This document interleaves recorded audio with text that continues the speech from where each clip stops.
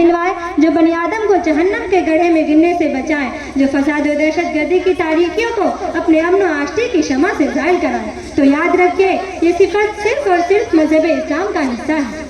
سامعین محترم، اسلام کی تعلیمات کا مطالعہ کرنے سے معلوم ہوتا ہے کہ جہاں ایمان و اسلام کا مادہ خود امن و سلامتی کا پیغام دیتا ہے، وہیں اسلام کا طریقہ سلام کے ذریعے امن و آشتی کا درس دیتا ہے۔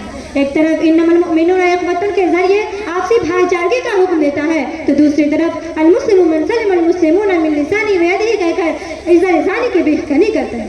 تو کہیں المؤمن من امن الناس على دمائهم واموالهم کے ذریعے مال و جان پر دستدرازی کو مومن کی شان کے خلاف قرار دیتا ہے، تو کہیں الفتنة نعمة لعن الله من ایقظها کے ذریعے قول و فعل ہر طرح کی فتنہ کو اللہ کی لعنت کا مستحق ٹھہراتا ہے۔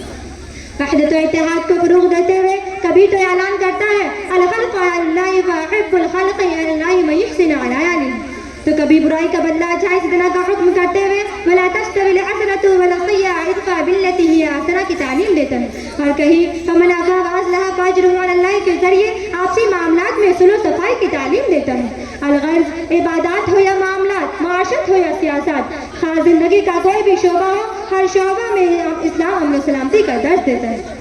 اور اسلام پر دہشت گردی کا الزام لگانے والے، کیا تمہیں اسلام کی پاکیزہ تعلیمات نظر نہیں آتی؟ جو مذہب جہاد میں عورتوں، بچوں، بوڑھوں اور مریضوں اور مذہبی پیشواؤں پر ہاتھ تک نہیں اٹھاتا، وہ مذہب دہشت گردی کیسے کر سکتا ہے؟ جو مذہب یہودیوں، عیسائیوں اور منافقوں کے ساتھ عدل و انصاف کا معاملہ کرتا ہے، اس کو دہشت گرد اور تخریب کار قرار دیا جائے، یہ کہاں کا انصاف ہے؟ جو مذہب زکوٰۃ و صدقات کے ذریعے مفلسوں اور ناداروں کی روزی کا انتظام کرتا ہے، وہ ان کو قتل کرنے کا حکم کیسے دے سکتا ہے؟ جو مذہب یہودیوں کے یتیموں کے مال کو ضائع کرنے پر پابندی لگاتا ہے، وہ ان کی جانوں سے کیسے کھیل سکتا ہے؟ یہ اسلام کے امن و امانی کا نتیجہ تھا کہ دمشق کے ذمیوں نے بھی ابو عبیدہ بن جراح کی جدائی پر آنسو بہا دیے۔ اندلس کے عیسائیوں نے موسیٰ بن نصیر کو مرحبا کہا اور محمد بن قاسم کی روانگی پر ہندوؤں میں صف ماتم بچھ گئی۔ اسلام نے تو عرب کی جاہلیت، اوس و خزرج کی عصبیت اور چنگیز کی بربریت کو بھی اپنے دامن رحمت میں بنا دے کر ان کو امن سکھایا۔ ارے دنیا میں امن کے نام پر انعامات تقسیم کرنے والے خلافت راشدہ، خلافت بنو امیہ و عباسیہ اور خلافت عثمانیہ میں تم حد و غرض گری کرنے والوں کی کوئی تنظیم کا وجود نہیں پا سکتے۔ خود امام الانبیاء نے 27 جنگوں میں بنفس نفیس شرکت فرمائی اور 7 جنگوں میں لڑائی کی نوبت آئی، لیکن تاریخ گواہ ہے کہ آپ صلی اللہ علیہ وسلم کے ہاتھ کسی کے خون سے رنگین نہیں ہوئے۔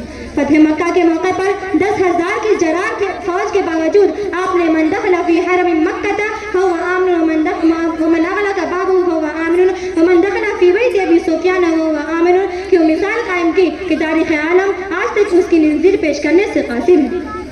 سامعین محترم، یہ تھی اسلامی تعلیمات جس نے احترام انسانیت کو بھولا ہوا سبق یاد دلایا، پوری انسانیت کو بلا امتیاز مذہب و ملت امن و امان سے نوازا۔